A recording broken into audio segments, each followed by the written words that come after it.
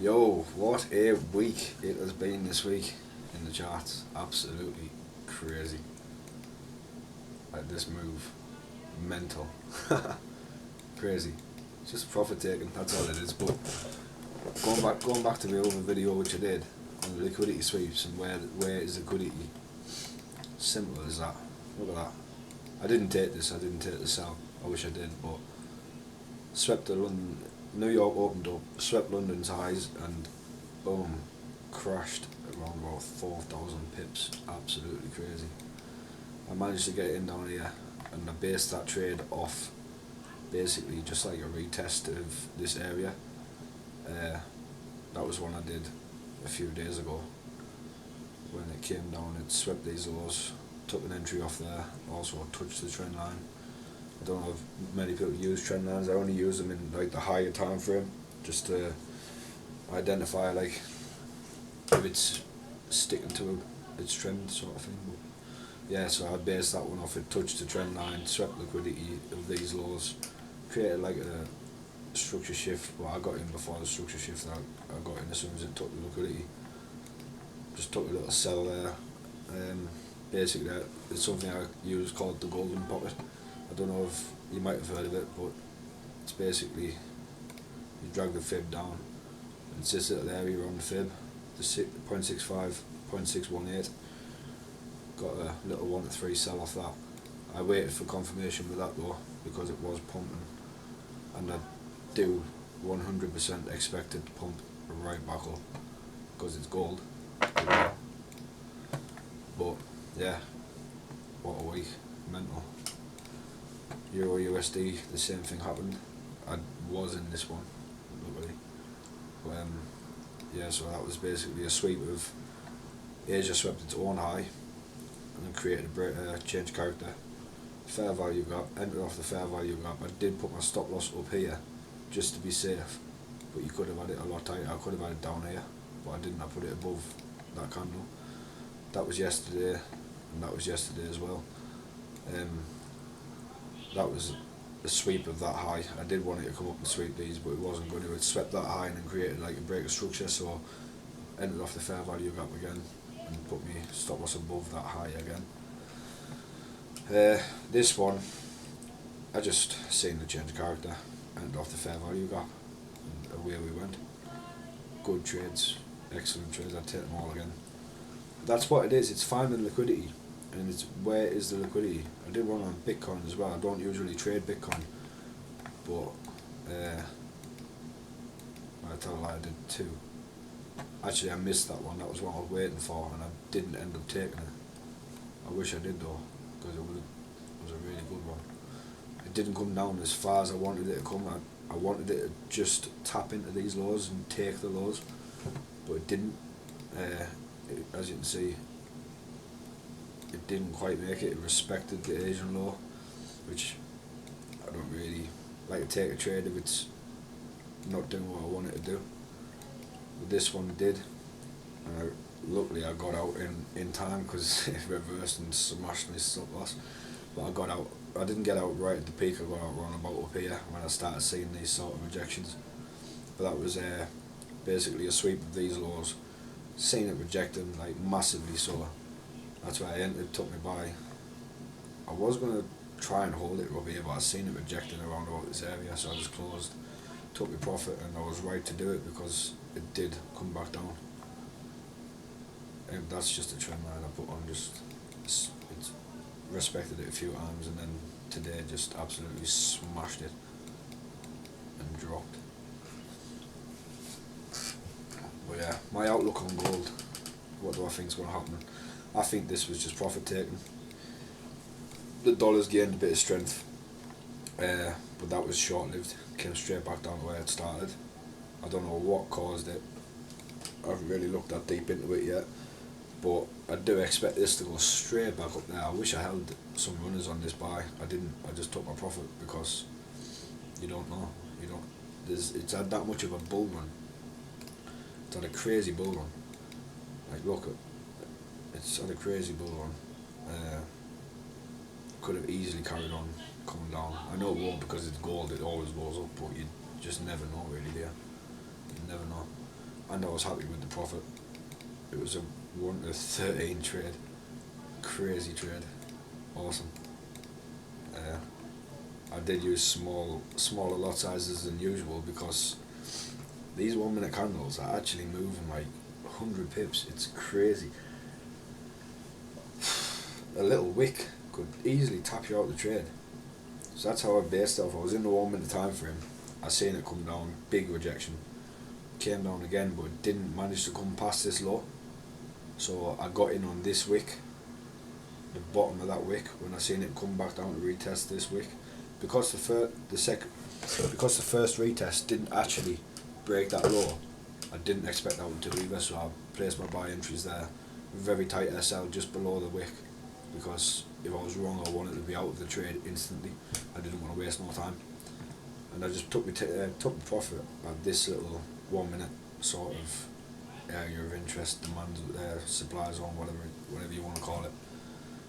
So yeah, that was an awesome trade, and like I said, it's flying still now.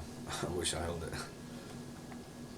I will look to get another buy, definitely, because it's bullish as hell. I don't care what people say, this is change of character. No, it's not. It's not a change of character, it's just a correction, overdue correction, profit taken, whatever you want to call it. Gold is bullish, and it always will be. But yeah, I just wanted to make a little video talking about liquidity, just to drill it in to me. I really want to focus on liquidity on my channel because that is the most important thing. So if you look, this was New York Open. I think it was this candle New York opened on. That one there, and they sort of pushed it up. Now that creates like a break of structure in the lower time frame.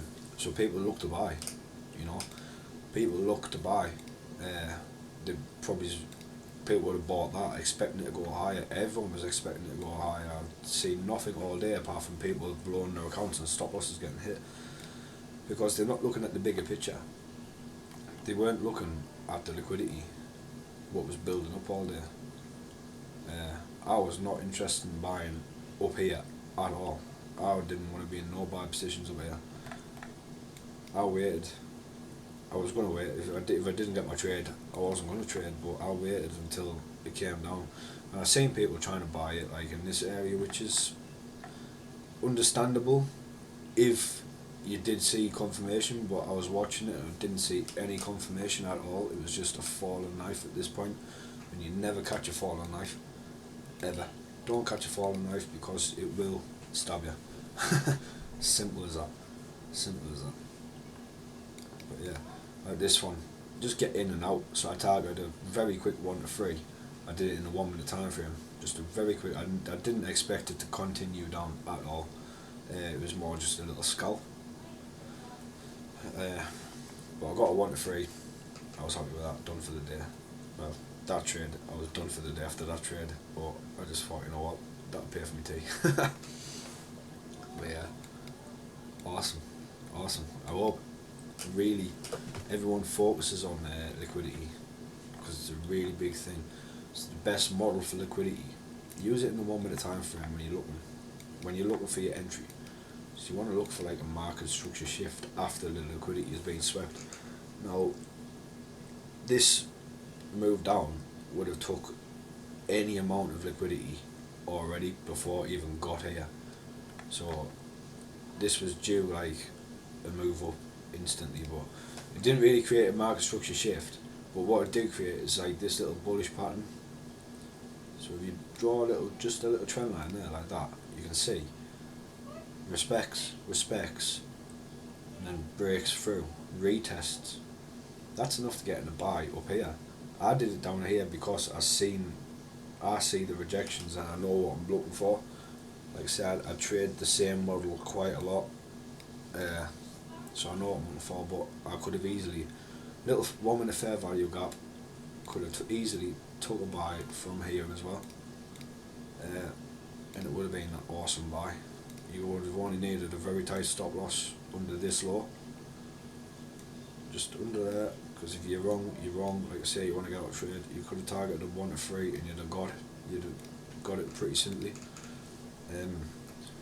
So market structure shift, what can you class as a market structure shift in this area? I would probably say that would be your market structure shift right there, because there wasn't a high to get broken here. There's no high to get broken here. That was the last 1 minute high to be broken. This one didn't do it, that one didn't do it, that one or this one were the one to do it. They were the ones to do it. So that is what you call your market structure shift. Now, where could you enter a buy after your market structure shift? So I'm going to leave that there because I'm proud of that trade. I'm just going to make it a bit smaller. Well, again, you mark up a little demand area, so, or whatever you want to call it. So that would have been a good place, but it didn't come down. It didn't come down to give you your entry. After the market structure shift, it just went. So what would you do in that instance? Well, you've got two options. You either don't trade, because if you don't see what you want to see, don't take it. That's all I can say on that front. But if you want to get in, look for areas like this where it starts rejecting or respecting. So like what I've marked up here, that's, I think I marked up in a 5 minute time frame not long ago, because I was looking for, I was going to maybe take a buy off it.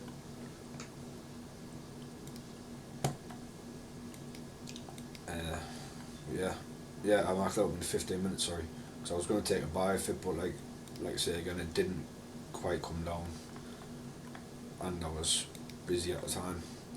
But so yeah, there's your market structure shift. Where could you take a buy from? From here, not really anywhere, unless you're watching these lows. If you're watching these lows, then you could have got in around about here. So after it came down and took that low, it swept that low, you could have got in a buy there. But you would only want a tight stop loss, because if you're wrong in this type of trade, you want to be out of it. And to be fair, you could hold it up to here, because it is going back up there. Let's be real. Anybody who says it isn't is an idiot. It's been on a massive bull run. Yeah, we're at the end of the month. Today was probably the end of the month profit taking, profit booking, or whatever they do. I don't know, but you see it all the time when it comes to like Friday or the end of the month. There's a big drop. So why did I get in that trade? I got in it because, like I said earlier, it's another sort of strategy I use just for scalping really. I don't use it for long trades. It's the golden pocket, so you get the fib, you drag the fib from the high to the low, and it gives you this little area of where buyers or sellers or whoever are likely to step in. But not just that, it's also lined up with that little area of consolidation before a breakout. So that could be classed, there'd be an order block in there or something, which can now be classed as a breaker block. So you could have, so yeah, that was enough reason for me to scalp a sell, and I was in good profit anyway, so I wasn't bothered if I took a little loss. It was worth the shot for me personally. So now we've got the market structure shift, we've got break structure, another break structure, loads of break structures in the 1 minute, so we're going to the 5 minute. So yeah, market structure shift around over here. There's your market structure shift there. Break structure, and you get this little like fallen wedge kind of pattern. Not perfect example, but yeah, it is an example where it's coming down, has a little rejection sort of thing, and then breaks through, and look what happened when it broke through. Boom, it's gone. You could have took a buy as soon as it broke through, SL below the low. Your target could be, for example, there's a sort of like 5 minute breaker block around about here, and I'll mark it up. It's a 5 minute breaker block around about there. You could have just targeted that, watched that area when it got to that, if it broke through, so something like this. So you're in your buy, comes up here, and it either rejects, comes back down, maybe he's retest this area, and then up again, or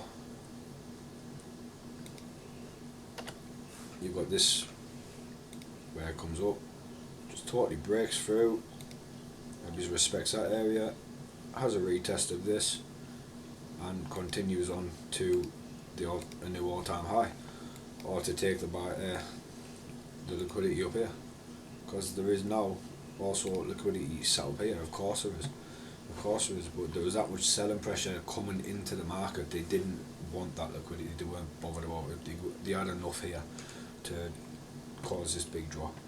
So that is like what could possibly happen. Of course, could be wrong. Could just drop straight from here. There's nothing saying it won't at all. That's just an example of how you could have got into a trade if you were watching the charts. I wasn't watching the charts. I did that one, set my TV, set my stop loss, and I left it alone. Did what I did. But that's just an example of how you can get into a trade. So spotting little patterns like this. Again, even here there's a pattern. So if you look, as it was rising, it was sort of creating this like little rise and wedge pattern sort of thing, which led to the sweep of the liquidity of these highs and also these ones or whatever. Just a liquidity sweep of this area in general, because there will be loads of stop losses up there. And then look what happened when it broke out the bottom. Had a little bit of a pullback, messed about a little bit, and then just absolutely drop. See you later. I'm glad I wasn't on the fucking bad end of that. I know for a fact. I've seen it on comments, chat rooms, everywhere. Loads of accounts got wiped out and that. It's not nice to see. I wiped loads of accounts out when I was learning myself. And it's horrible. Coming back from a loss like that is horrible.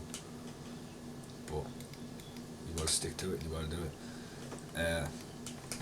So yeah, Asia started selling. And everybody was expecting, once it like broke out of this little area here, everybody thought so. People, I'm in a lot of like chat rooms and stuff where people talk, we like to talk. Everybody thought that this area, which it was respecting all day, I'll get rid of that box, it's irrelevant, which it was respecting all day, was going to keep being respected because it is so bullish. But it can only rise for a certain amount of time, can't it, before it runs out of liquidity, it runs out of what's fueling the move. And then the dollar had a pump, everything else everything dumped. Look at that, euro dumped, pound, anything against the US dollar dumped, even this one, odd USD, dumped. So again, you can see where it's swept, you can see what it's done, it's swept this high. So that was London open high, it swept London open and just dumped. Oh yeah, here was a trade I did yesterday. So this was New York open. New York opened it up there. I was expecting London to sweep Asia's low, but they didn't. New York did it. So New York swept Asia's low. I just took a buy straight off the liquidity sweep. Quick 1 to 3, or 1 to 3.7. I just targeted that high really, but I could have held that for ages. If I had a runner on that, I am going to start leaving runners.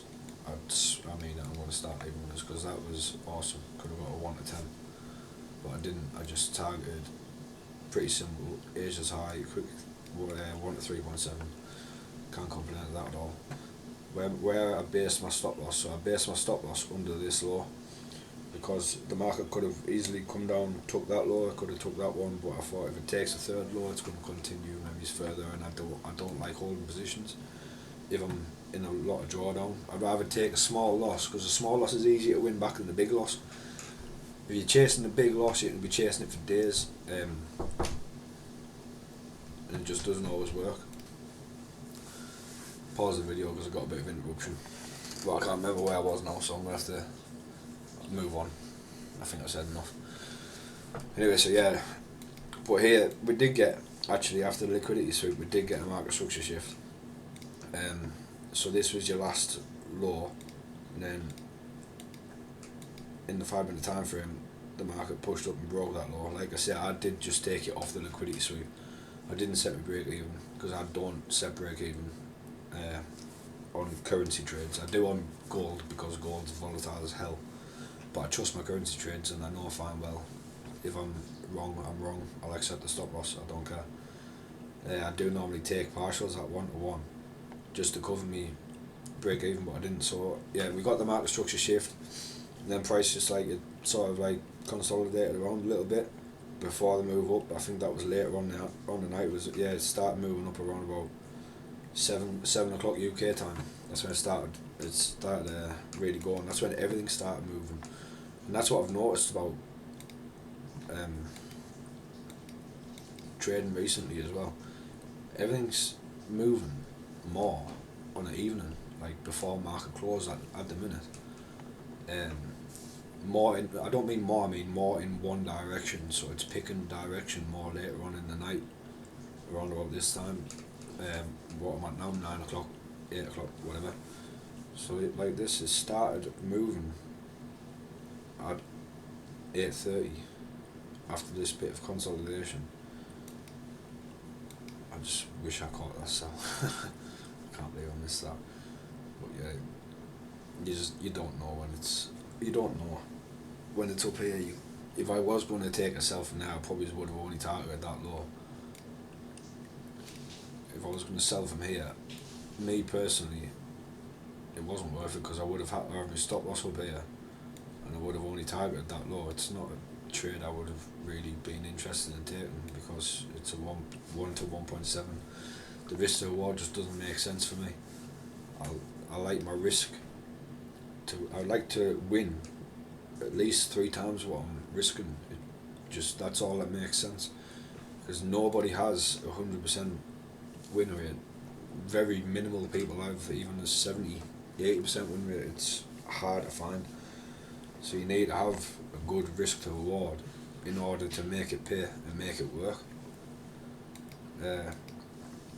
So yeah, I just wanted to do a little video on what I thought about trading this week. In fact, I mean, gold's been on a huge bull run all week. I've not even been able to get in many positions myself. I think I got in that one like a couple of days ago, and I didn't even expect it to break out of there at the time. Ignore all of this.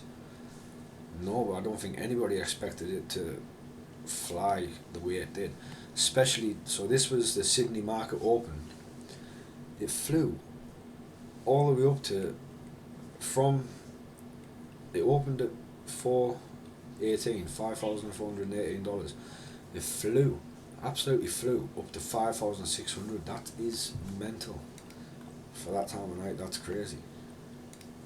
I was laid in bed. And I'll be honest, I did scalp a very small lot size buy. I got like £100 off it, but like £100. It's nice when you can just do it laid in bed before you go to sleep. But I don't think anybody expected it to move the way it did. That was mental. Is it over? No, I don't think it is. There's still way too much political tension, way too much going on for it to just start being bearish or dropping. And gold's never really been bearish for long, has it? Really, every pullback is just profit taking, or it's just a correction which is overdue. This was overdue a correction, well overdue a correction, but I guarantee it goes back up next week. It's going to hit 6,000 soon, no doubt about it. And look at the dollar. That's what caused the market to crash today. Right, I say crash, it didn't really crash, but that's what caused the dip in everything today, and look what's happened. It's just been back up. It's right back where it started. So we'll just have to wait and see how it plays out. But there's liquidity up here at target, so if you're watching this in time, bear that in mind.